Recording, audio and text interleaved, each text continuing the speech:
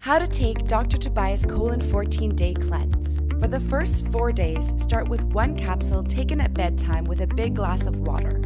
From days 5 to 7, you can take up to 2 capsules each night.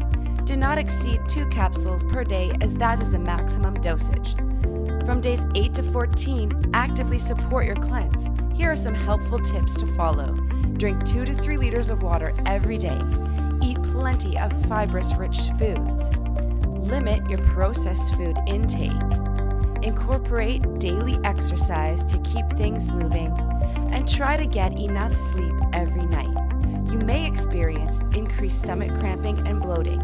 This is a normal symptom of the cleansing process. Drinking more water should help relieve cramping. If you have any questions during your cleanse, our customer team is always happy to help. Support digestion and more with Dr. Tobias.